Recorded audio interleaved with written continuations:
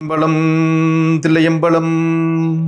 கார்த்திகை மாதம் என்று சொன்னாலேயே நம் எல்லோருடைய நினைவுக்கும் வருவது திருவண்ணாமலை கார்த்திகை தீபம்தான். கார்த்திகை மாதம் கார்த்திகை நட்சத்திரத்து அன்று திருவண்ணாமலையில் ஏற்றப்படுகின்ற தீபத்தை தரிசனம் செய்தால் என்ன பயன் கிடைக்கும் என்பதை எல்லாம் வல்ல சிவபெருமானே சொல்லியிருக்கின்றார். இந்த உண்மையை சைவ எல்லப்ப நாவலர் என்ற பெருமகனார் அருணாச்சல புராணம் என்ற நூலிலே குறிப்பிடுகின்றார். கார்த்திகைக்கு கார்த்திகை நாள் ஒரு ஜோதி மலை நுனியில் காட்டா நிற்போம். வாய்த்த அந்த சுடர்காணில் பசி பிணி இல்லாது உலகில் மன்னி வாழ்வார். பார்த்திவர்க்கும் அருந்தவர்க்கும் இடையூறு தவிரும்.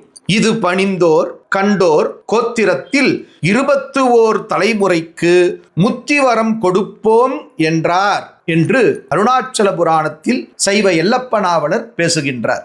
கார்த்திகை தீபத்தன்று திருவண்ணாமலை உச்சியில் ஏற்றப்படும் தீபத்தை தரிசனம் செய்தால் என்ன பயன் என்பதை இறைவனே சொல்லுகின்றார். தீபத்தை மிகுந்த அன்போடு தரிசனம் செய்கின்ற அன்பர்களின் வாழ்வில் பசியோ நோயோ இருக்காது என்றும் மண்ணில் நல்ல வண்ணம் நிம்மதியாக வாழலாம் என்றும் இறைவர் குறிப்பிடுகிறார்.